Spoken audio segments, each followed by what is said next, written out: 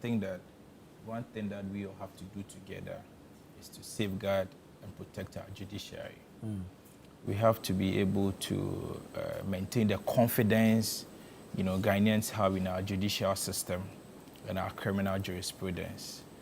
We shouldn't, and we should be very careful of not creating a situation that usually when matters, regarding or high-profile matters go to court, the next thing is for the AG to file a nolle prosequi. It's becoming like a constant I think that's a trend. Exactly, yeah. It looks like it's becoming a trend now that anytime there is a change in government, the government of the day would want to, file nolle prosequi, especially within the first year of the administration of the government. I think that we should be very careful not to continue on this trend. Because when I was coming, I was listening to Engineer. Engineer made a very profound statement that the very day Ghanaians lose the confidence they have in our criminal jurisprudence or our judiciary, that is where, mob actions will start. That is where people would feel that they can no longer count on the court system for justice, and so they would want to administer justice themselves. And so we have to be very mindful of this trend, because we all know what happened to Ahmed Suale. This country, was in the news, international news, for bad reasons. Ahmed Suale is an internationally recognized journalist. He's somebody who, used to work with Tiger IPI, and we all know the work Tiger IPI does. Yeah. And so the death of Ahmed Suale is still a stain on, the reputation of this republic. True. And so if this news should travel to the international media that the government or the AG has filed a nolle prosequi because the AG feels the investigations were incomplete and was, shortly handled, I think that is a big stain on our reputation as a country. I see, it's not an end to the case itself. Yes, it's but an end to the case involving the Daniel Cranton, the suspect. Yes. But even so, he's only been discharged and not acquitted. Yes, but if you look at the reasons for the discharges, they are very serious reasons. For a case to travel for 6 years and suddenly for us to be told that the investigations were not properly done, because these are fundamental issues that every prosecutor should assess before proceeding to court. Because if you look at the criminal threshold, it's a higher burden of proving the guilt of the accused person beyond reasonable doubt. And so if you're a prosecutor and even the sketch does not look like the person you are prosecuting, that should be the first red flag for you. That this sketch I have and the person I'm seeing, the pictures does not match the person. And so you shouldn't have even initiated charges against the person in the first place. You see, all these, checklists should have been met. But we travel the case down the line, spend money. I think it's a waste of judicial resources, because prosecutors would have to go to court, file documents, disclosures, go through the process for 6 years. And today we are told the investigators didn't do their job properly. I think that for the first time, the investigators, have to be, sanctioned. It has to be a sanction for the investigator. It cannot be business as usual to serve as a deterrent to other investigators who also cook up evidence, quote and unquote, to the prosecutors. Because the prosecutor doesn't engage in investigation. All the prosecutor does is to assess the evidence that has been adduced by the investigators and then know the necessary charges to profess against the accused persons. Because, again, to stand on Engineer's point, Engineer made a point that, because the state is perceived to have the resources to undertake criminal prosecutions, usually the law is in such a way that it protects the accused person more. Because if you look at the rights that the accused person,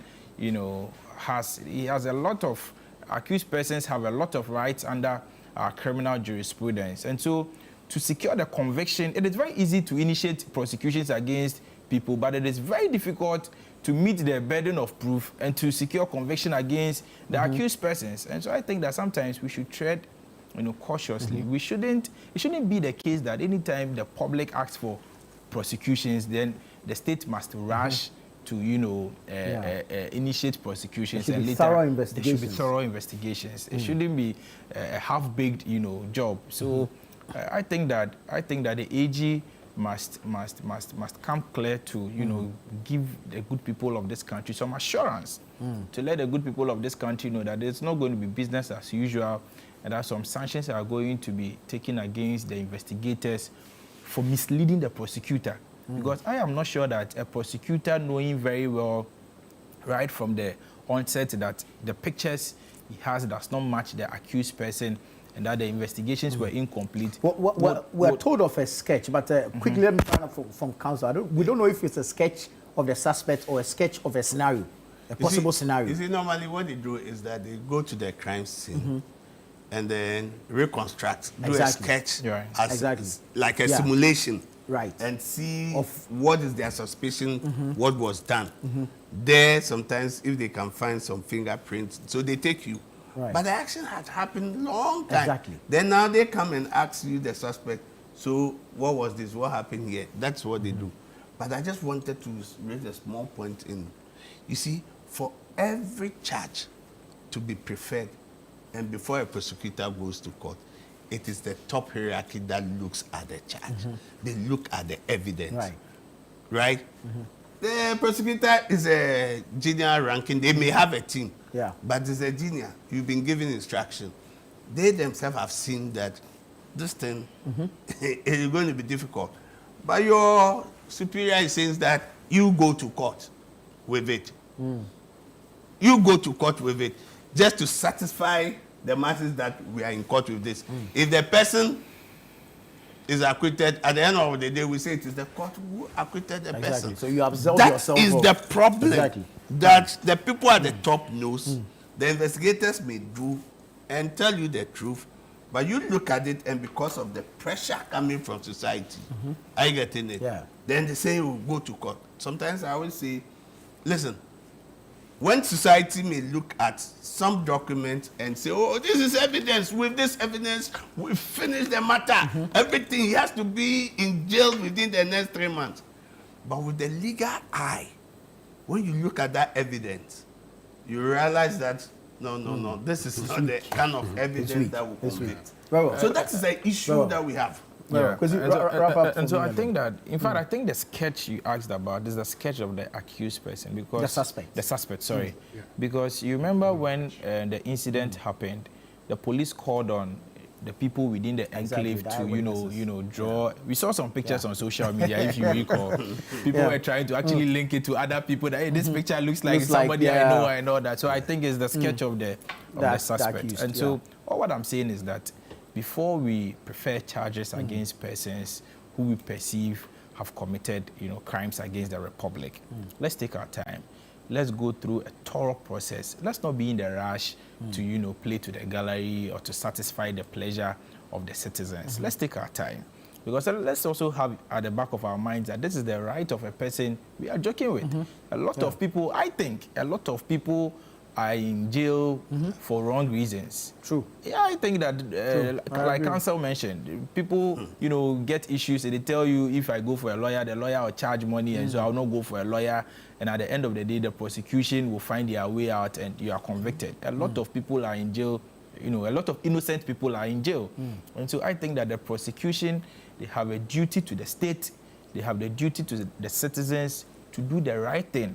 Not to cook evidence against somebody, not to manufacture evidence. But counsel said something that I would want to rebut. He mentioned that in the Jakpa case, the system tried to, connive with the accused person to secure conviction on the last sort. I had like Attorney General. The Attorney General. Yeah. But this very Jakpa issue, the video or the audio was played in court a couple of times, and the court didn't find any merit in the audio to punish the agent. It's currently being looked into.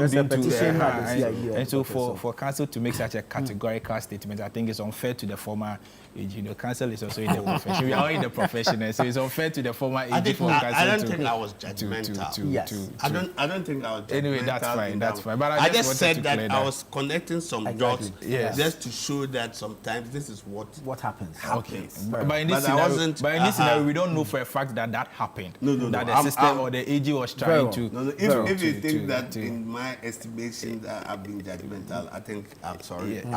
I will Yes, never yes, be judgmental. yes, Very well. yes. My Very well. practice is not Very like well. that. The show is very